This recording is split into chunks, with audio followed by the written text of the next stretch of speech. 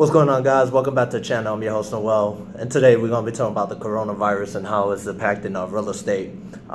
First of all, my condolences to anybody who happens to see this video and lost their job or lost a loved one. My prayers go out to you and your family. Sorry for what's happened to you, and I hope none has happened to anybody that do come across the video. Just in general, prayers go out to everybody in this world. Now, how's it affecting real estate? It is taking its toll. From an email I seen from Florida Realtor main website, about almost 54% at the moment has been reported that a lot of deals have been dropping. A lot of buyers and sellers have been backing out of contracts.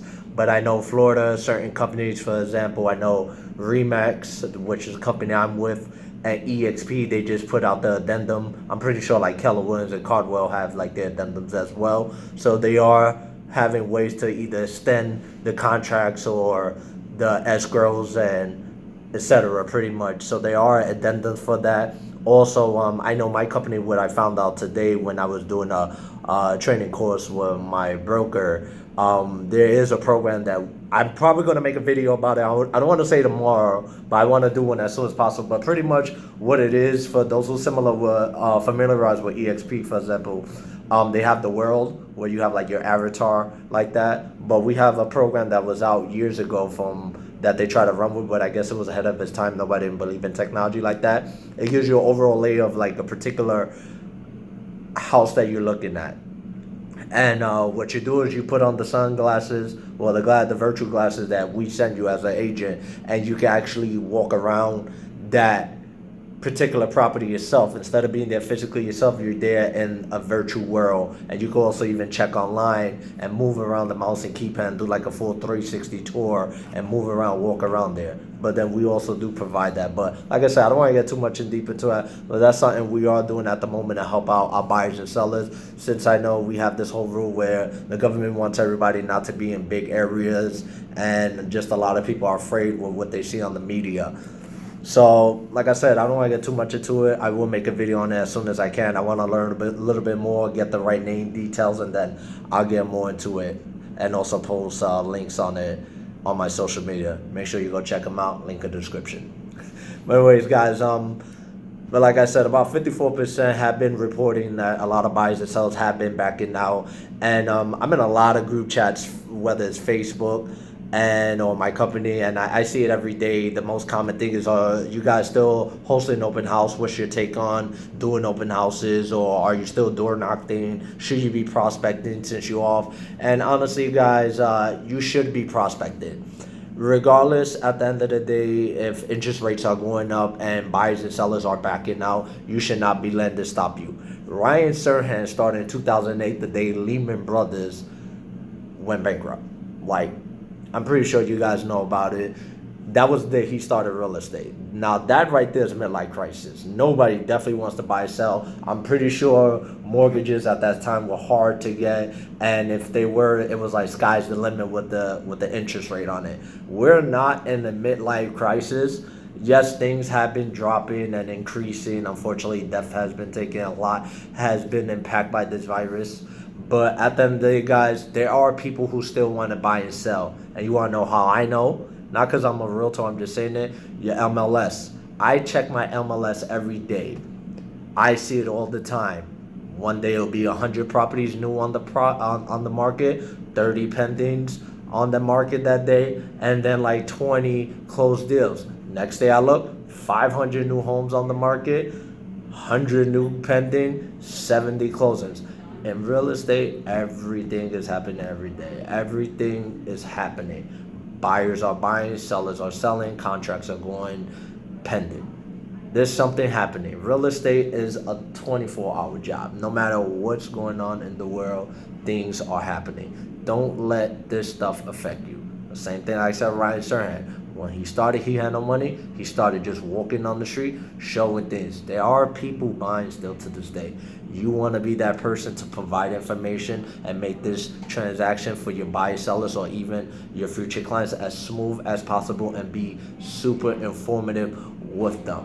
If you're doing an open house, I will hope you guys are providing gloves, mask if you have, gloves if you have, hand sanitizer. Just those little extra steps could probably help you close that deal. Should you be prospecting? Yes, you should. If you're door knocking, that might be a hard route because, like I said, some people are just so scared what the media shows that they don't want to do it. So I'm not gonna say it's not the best thing, but depending where you live, it might be the best thing. You might find somebody.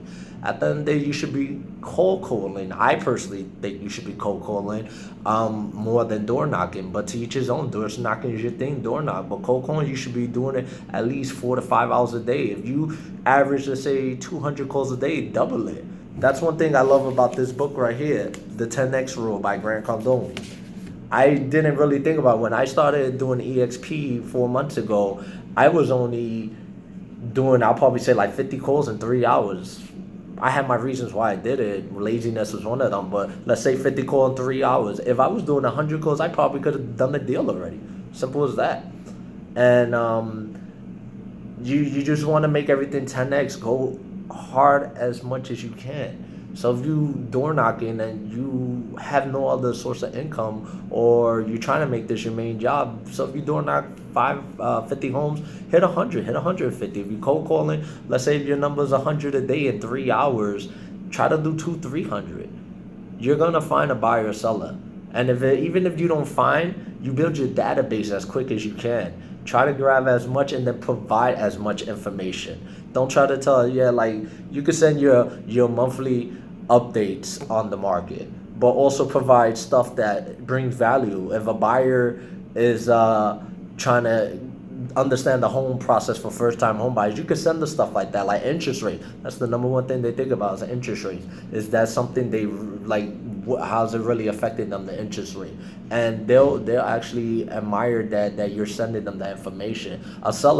Sellers want to know how's the market going when it's time to sell. Hopefully this thing passes by because they're scared to make that jump. You want to be that guy that be like, look, this was going on. Homes were actually selling at this price before this, and now this is what it is. If it's a decent price, if it's horrible, let them pick from there and you could guide them. Like, we could try to do this if you're okay. If not, we could hold off a little bit. Like, be that person to provide information. You should be prospecting. At the end of the day, regardless whether you want to make your business a repeat and a referral business, that's fine. But remember, you should be prospecting even if you have repeats and referrals. The more people you know, the more closer you get to your goal. That's just simple as that. So don't let this thing scare you.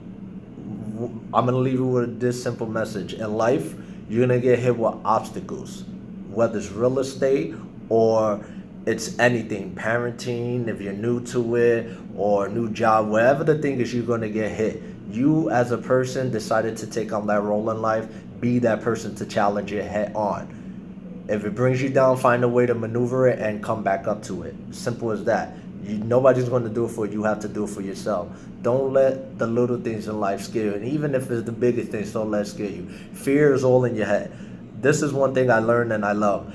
When I'm scared to make a call, I'm actually excited to make that call. Because you know why? When you're excited, what happens? Your heart starts to race, your mind starts to boggle, your hands start to sweat, you start to feel weird inside. Isn't that the same thing as fear? The sign of fear is the same thing, because when you're fear, what happens? You start to overthink an outcome that you don't even know yet. Your heart starts to race, your hands start to get sweaty, and you start to feel weird. So instead of putting fear in your head, switch that fear into excited. You're not scared, you're excited. You're just not used to dealing with something new. And you gotta get into that comfort zone and try to make that non-comfort zone your comfort zone. But anyways, guys, hope you guys enjoyed this video. If you want to see more, please like and subscribe for the algorithm. Help me grow my channel as well. I will appreciate that for all those who've been supporting the video as well. Follow my social media, links in the description below. And also, like I said earlier in this video about that program my company Remax is doing, I will make a video as soon as I can. I want to start a little bit more about it, just to give you guys a little bit more details. And yeah, guys, it's been a while. You guys have a wonderful day. See ya.